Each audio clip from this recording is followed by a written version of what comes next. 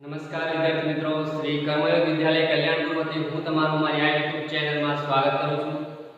વિદ્યાર્થી મિત્રો, આજે આપણે ધોરણ 6 ની અંદર વિષય હિન્દીમાં પાઠ 6 સુબહ વિશે આ પાઠની અંદર આપણે ચર્ચા કરીશું।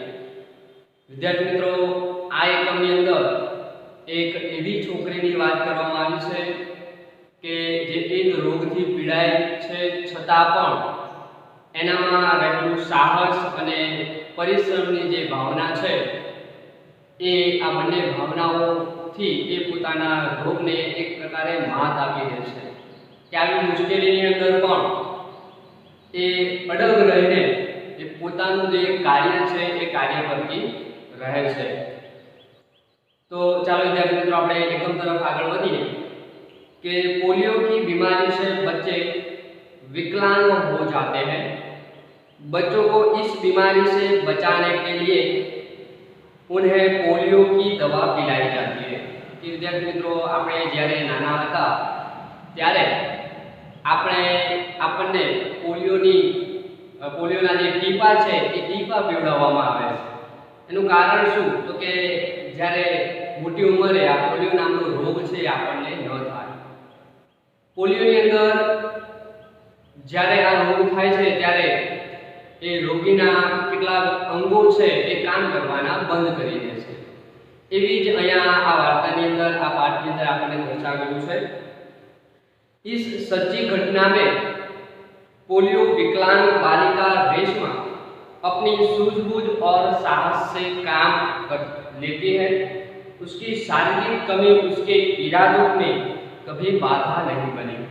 કે અહીંયા આ એકમની અંદર આ એક સાચી હકીકત છે, સાચી ઘટના છે। આ ઘટનાની અંદર કે એક રેશમા નામની છોકરી છે અને એને પોલિયો નામની બીમારી છે, છતાં પણ એ પોતાનું કાર્ય હિંમતથી અહીંયા એ લે છે, પોતાની સૂઝબૂઝથી અહીંયા પોતાનું કાર્ય જે છે એ પૂરું કરે છે અને પોતાના શરીરની અંદર આવી ખામી હોવા છતાં પણ પોતાના જે કાર્યો છે એ કાર્યની અંદર કોઈ દિવસ બાધા रुकावट के आवती नहीं।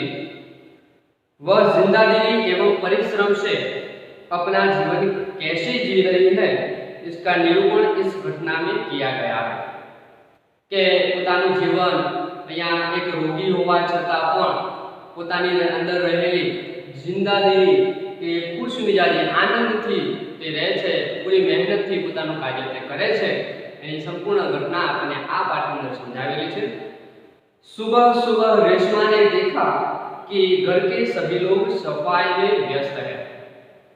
सवारे જ્યારે આ રેશમા ઉઠે છે ત્યારે જુએ છે તો ઘરના બધા વ્યક્તિઓ ઘરના કામની અંદર જોડાયેલા હતા, વ્યસ્ત હતા। વ્યસ્ત એટલે કામ में लगा हुआ કે કામ કરતા દરેક વ્યક્તિ ઘરની અંદર તેને જોવા મળે છે। कोई सामान झाड़ रहा है तो कोई मकड़ी के जाले उतार रहा है। रेशमा ने सोचा जरूर आज कोई खास बात है। અહીંયા ઘરની અંદર દરેક વ્યક્તિ છે એ અલગ અલગ પ્રકારના સાફ સફાઈને લગતા કાર્ય કરી રહ્યા છે કે કોઈ સામાન છે એ સામાનને સાફ કરી રહ્યો છે, કોઈ ઘરની અંદર બાજેલા જે ઝાડા છે એ ઝાડાઓને જે કરોડિયા ઝાડા બનાવે એ ઝાડાઓને સાફ કરે છે। આમ અલગ અલગ વ્યક્તિઓ પોતપોતાનું આ સાફ સફાઈનું કામ કરે છે। એટલે અહીંયા રેશમા વિચારે છે કે આજે કંઈક नवीन बात है, एक नवू आज थवानुं छे। मां आज कोई खास बात है। सब इतनी सुबह उठकर घर की सफाई में जुटे। रेशमा ने उत्सुकता से पूछा। उत्सुकता એટલે तीव्र इच्छा थी અને એ જાણવાની ઈચ્છા છે કે ઘરની અંદર આ બધા વ્યક્તિઓ આમ સાફ સફાઈનું અચાનક કામ કેમ કરી રહ્યા છે એમ અહીંયા રેશમા છે એ એની માને પૂછે છે। हाँ बिटिया रानी, त्योहार के दिन है, भूल गई क्या? पहले से साफ सफाई हो जाए तो अच्छी तरह त्योहार का आनंद ले पाएंगे। माँ ने प्यार से रेशमा के गाल को सहलाते हुए कहा। यानी माए रेशमाना गाल पर हाथ फेरवता फेरवता कीधुं के हाँ बेटा, આજે ટૂંકમાં હવે તહેવારો જે છે તહેવારોના દિવસો હવે નજીક આવે છે એટલે આપણે તહેવારની ઉજવણી ખૂબ સારી રીતે કરી શકીએ એટલા માટે અગાઉથી જો આપણા ઘરની સાફ સફાઈ થઈ જાય આપણે તહેવારની ઉજવણી ખૂબ સારી રીતે કરી શકીએ। ओह, मैं तो एकदम भुलक्कड़ हो गई।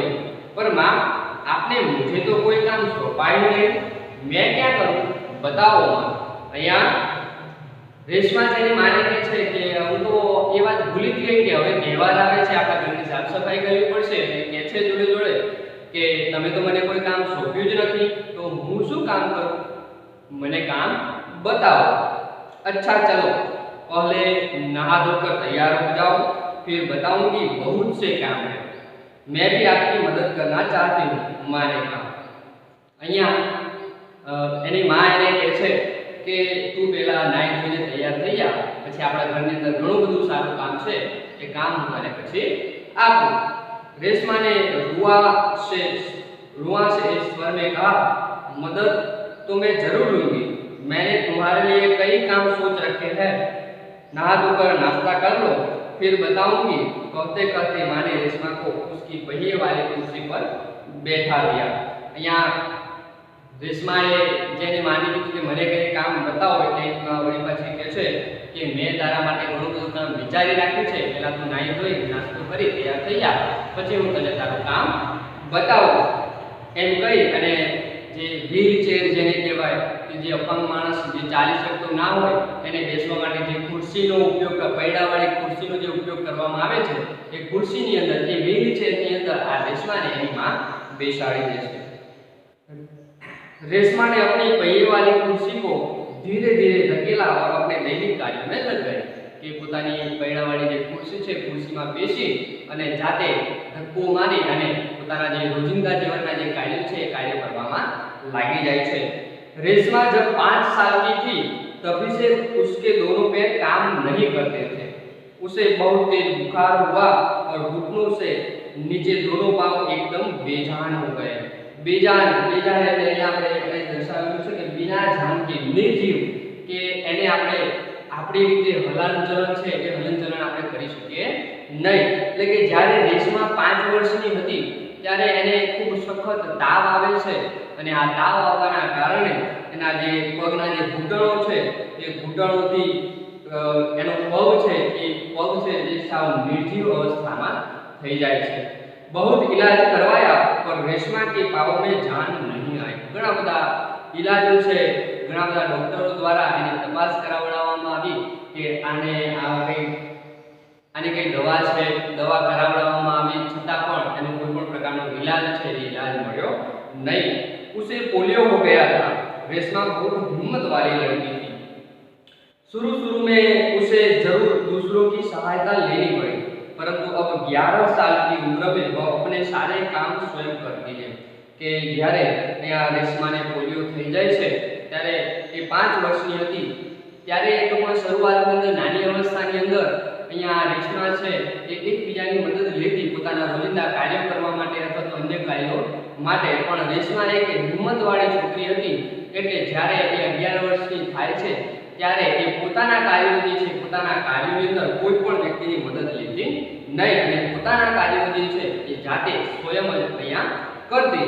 वह अपने परिवार पर अपने काम के लिए निर्भर नहीं रहना चाहती थी। કે રેશમા એક આત્મનિર્ભર છોકરી બનવા માંગે છે, જે પોતાના જે રોજિંદા કાર્યો છે રોજિંદા કાર્યોની મદદ બીજા અન્ય વ્યક્તિઓ પાસેથી લેવા માંગતી હતી नहीं।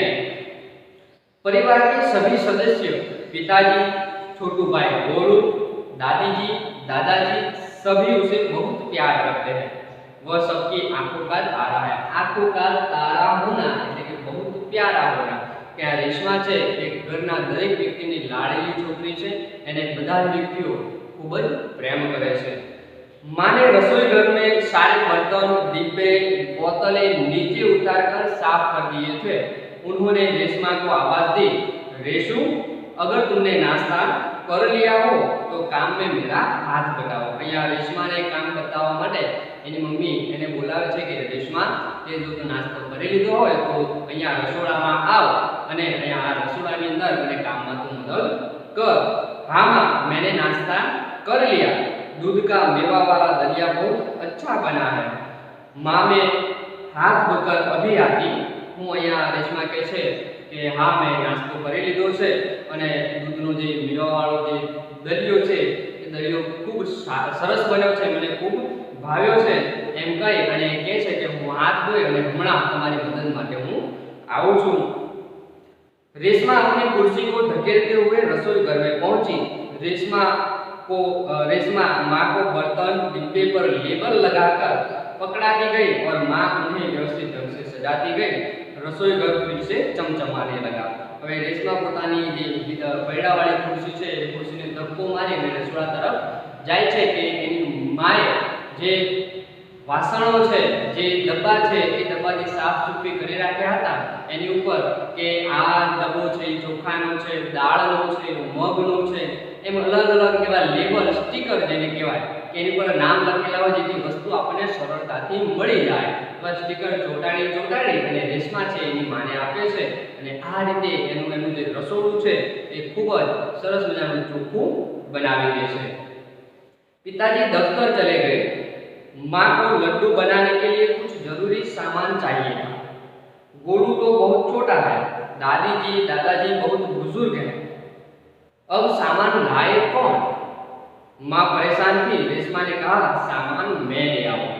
હવે અહીંયા એમના રેશમાના પિતાજી છે એ પિતાજી તો ઓફિસે જતા રહે છે અને ઘરની અંદર લડ્ડુ એટલે કે લાડવા બનાવવાના હતા એટલે કેટલીક સાધન સામગ્રી લાવવાની હતી પણ આ સાધન સામગ્રી લેવા માટે જાય કોણ કે ઘરની અંદર જે ગોલુ છોકરો છે એ તો ઉંમરની અંદર ખૂબ નાનો છે એને સામાન લાવવાની કંઈ ખબર પડે નહીં અને દાદાજી અને દાદીજી છે એ ઉંમર વધારે છે બુઝુર્ગ એટલે આપણે અહીંયા બળે બુઢે એટલે કે વૃદ્ધાવસ્થાની અંદર આવી ગયા છે તે વ્યક્તિઓની વાત કરેલી છે કે તે વ્યવસ્થિત ચાલી શકે નહીં અને જાય તો થાકી જાય આવા ઘણા બધા એમના શરીરની અંદર આવી તકલીફો થાય એટલે એમને પણ મોકલી શકાય નહીં તો આ સામાન લેવા માટે જશે કોણ એટલે અહીંયા રેશમા ત્યાં ઊભી હતી તે રેશમા કહે છે કે લાવ મમ્મી હું આ સામાન છે હું મારી જાતે લઈ આવું। बस आप मुझे सामान की लिस्ट और एक थैला दे दीजिए। અહીંયા રેશમા કહે છે કે તું અને અહીંયા મને એક સામાનનું લિસ્ટ આપી દે અને એક થેલી આપી દે એટલે કે સામાન છે એ સામાન હું દુકાને જઈને લઈ આવું। तुम ले आओगी अकेली?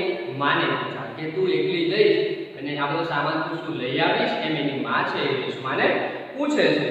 हाँ माँ, एक बार पहले भी तो लाई थी। रेशमा की आवाज में दृढ़ता थी। दृढ़ता એટલે કે મજબૂતી, દ્રઢ होने का भाव, મક્કમતા આવી જાય કે એની માને રેશમા કહે છે કે હા ચોક્કસ કે હું આ સામાન છે હું લઈ આવીશ। એક વખત પહેલા પણ હું સામાન લેવા માટે બજારમાં કે ગઈ તો હતી કે तो ठीक है तुम ही ले आओ लेकिन ध्यान से जाना सारा सामान नुक्कड़ वाली दुकान से ही मिल जाएगा। અહીંયા એની માં કહે છે કે ભલે વાંધો નહીં તું જા પણ વ્યવસ્થિત સાચવીને જજે અને અહીંયા પાસેની જે નુક્કડ એટલે કે નજીકની જે ગલી છે એ ગલીની અંદર આ બધો સામાન છે ત્યાંથી જ તને મળી જશે। थोड़ी देर बाद रेशमा सारा सामान लेकर लौटी। उसने गोलू को आवाज दी, गोलू ये लो तुम्हारे लिए कॉफी लाई हूँ। यहाँ थोड़ी वार में रेशमा है એ દુકાનેથી સામાન લઈને પરત આવે છે અને એનો નાનો ભાઈ જે ગોલુ છે ગોલુને કહે છે કે લે ભાઈ હું તારા માટે એક સરસ મજાની ચોકલેટ લાવી છું। गोलू टॉफी पाकर खुशी से उछलने लगा। कुछ ही दिन बीते थे। एक दिन शाम को रेशमा का घर दियों से झिलमिल प्रकाश से जगमगाने लगा। पूरा मोहल्ला जगमगा रहा था जहाँ रोशनी ही रोशनी थी। અહીંયા આમ થોડા દિવસો જે છે થોડા દિવસો વીતી જાય છે અને થોડા દિવસો બાદ અહીંયા રેશમાનું ઘર છે એ દીવાઓથી ઝળહળવા લાગે છે। જ્યાં જુઓ ત્યાં પ્રકાશ જ પ્રકાશ જોવા મળે છે। તે જ રીતે આખું જે ફળિયું છે એ ફળિયાની અંદર પણ દીવાઓ સળગાવવામાં આવ્યા છે અને એ દીવાઓના પ્રકાશના કારણે આખું જે ફળિયું છે એ ચમકવા લાગે છે। क्या जमीन क्या आसमान? दादी ने बताया कि दीपावली अंधेरे पर उजाले की जीत का त्योहार है। बुराई पर अच्छाई और असत्य पर सत्य की सदा जीत होती है।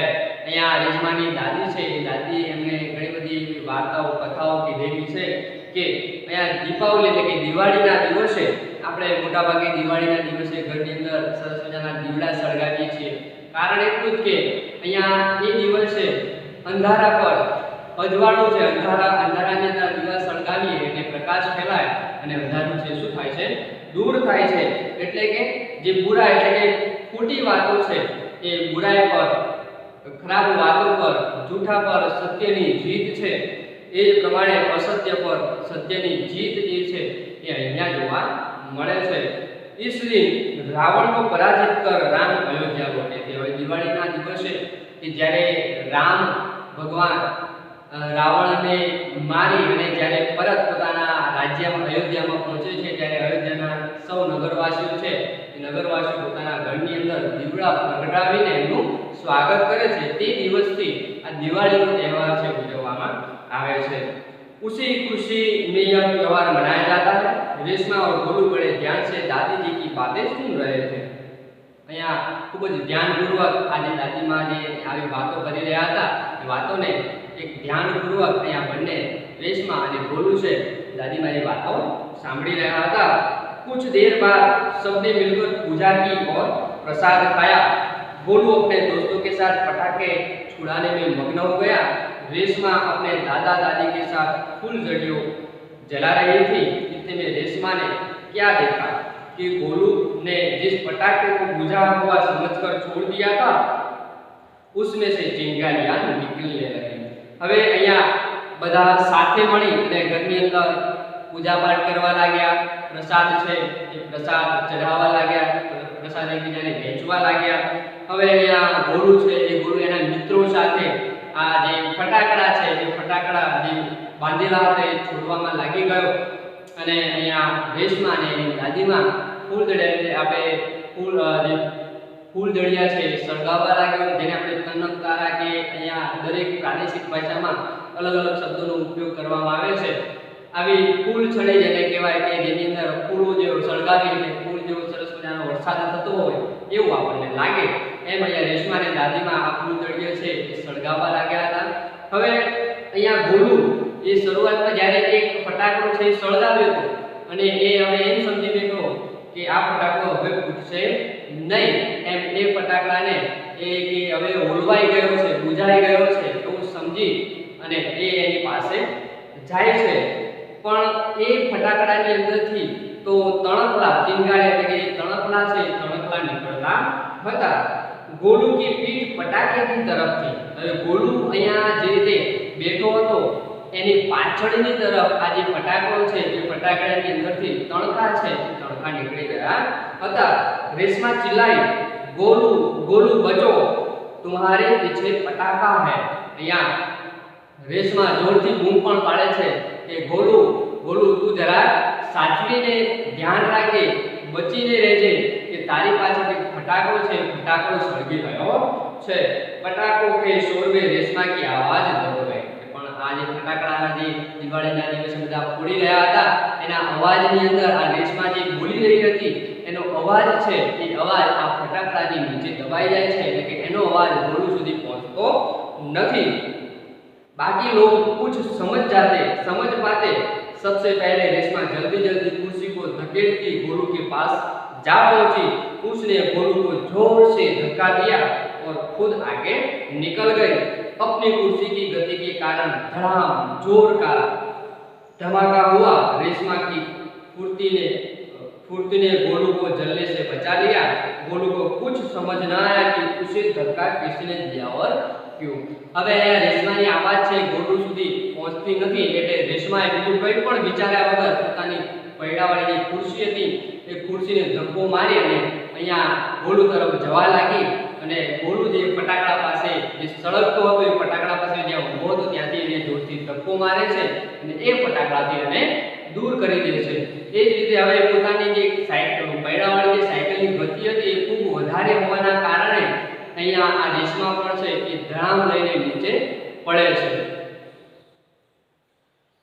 હવે આ બધી ક્રિયા થાય છે એટલે અચાનક ગોલુ નીચે પડી જાય છે પણ ગોલુને એ વાત સમજાતી નથી કે મને ધક્કો કોને માર્યો અને શા કારણસર માર્યો હશે। ધમાકે की आवाज सुनकर मां पिताजी भी बाहर दौड़ चले आए। હવે આવો રેશમા છે એ નીચે પડી જાય છે ખુરશીમાંથી એટલે મોટો અવાજ થાય છે અને આ અવાજ સાંભળી અને રેશમાના મમ્મી પપ્પા છે મમ્મી પપ્પા બહાર આવી જાય છે। कुर्सी रेशमा के ऊपर थी और रेशमा नीचे। रेशमा पड़े છે એટલે જે પૈડાવાળી ખુરશી હતી રેશમાની ઉપર અને રેશમા છે એ ખુરશીની નીચે દબાઈ જાય છે। पिताजी ने कुर्सी सीधी की और रेशमा को उस पर बैठा दिया। मां भयभीत थी। હવે રેશમા જે છે રેશમાને ત્યાંથી ઊભી કરે છે અને એ ખુરશીની અંદર એ રેશમાને બેસાડે છે. આ બધી ઘટનાથી આ રેશમાની માં છે એ રેશમાની માં ખૂબ જ ડરી જાય છે, એને ખૂબ જ બીક લાગે છે કે બોલી કઈ ચોટ તો નહીં લગી રહેશે. એની માં ગભરાયા છે. ત્યાં રેશમાને પૂછે છે કે રેશમા તું પડી એના કારણે તને કઈ વાગેલું નથી ને, તને કઈ ઈજા પહોંચી નથી ને, એવું અહીંયા રેશમાને એની માં પૂછવા લાગે છે.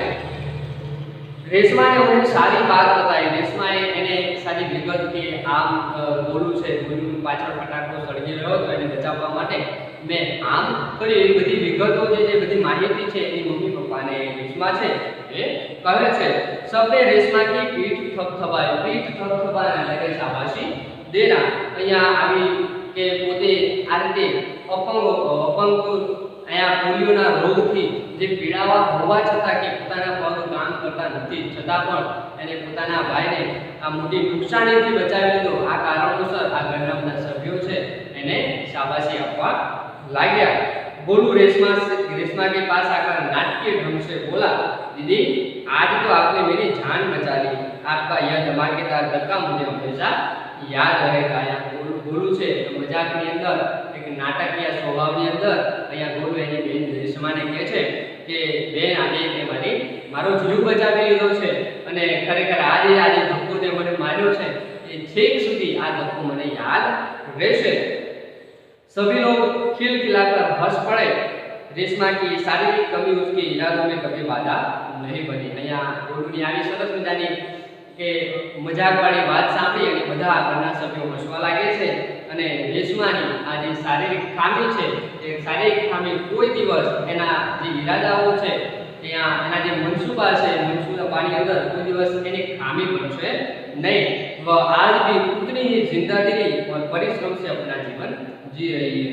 जिंदादिली એટલે ખુશ મિજાજી, વિનોદ પ્રિયતા કે આનંદની અંદર અને પૂરા પરિશ્રમથી પૂરી મહેનતથી જે પોતાનું જીવન છે એ હજી પણ તે જીવી રહી છે.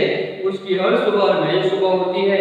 वह हर सुबह अपने काम में नए इरादे से जुट जाती है. કે એની દરેક સવાર જે છે એ દરેક સવાર એક નવી સવાર લઈને એ ઉઠે છે અને પોતે દરરોજ કંઈક નવા કાર્ય કરવાની અંદર અહીંયા એ પોતાના નવા ઈરાદાઓ પોતાની જે નવી વાતો છે એ નવી વાતો સાથે નવા ઈરાદાઓ સાથે સવારે ઉઠી અને એની સાથે જોડાઈ જાય છે. કે વિદ્યાર્થી મિત્રો કે આ એકમની અંદર એક પોલિયો રોગથી પીડાતી એક છોકરી જો પોતાની અંદર કે પોતાના બંને પગ કામ કરતા નથી તેમ છતાં પણ જો આવા સારા ઈરાદાઓ સારી કહેવાય ને કે સારી મહેનત સાહસ એનામાં જો ભરેલું હોય તો આપણને તો ભગવાને સરસ મજાના આપણું શરીર છે આપેલું છે તો આપણે પણ આવી સાહસ હિંમત રાખી આવી આનંદમાં રહી અને આપણે આપણું જીવન છે વિતાવવું જોઈએ અને અન્ય લોકોને પણ આપણે મદદ કરવી જોઈએ. તો વિદ્યાર્થી મિત્રો આ એકમની અંદર તમને પૂરેપૂરી સમજ મળી ગઈ હોય છે. જો તમને અમારો આ વિડીયો ગમ્યો હોય તો અમારી આ YouTube ચેનલને સબસ્ક્રાઇબ કરો, શેર કરો અને બેલ આઇકન બટન જરૂરથી દબાવો જેથી તમને અમારા આવા નવા વિડીયોની અપડેટ મળતી રહે. જય હિન્દ, જય ભારત.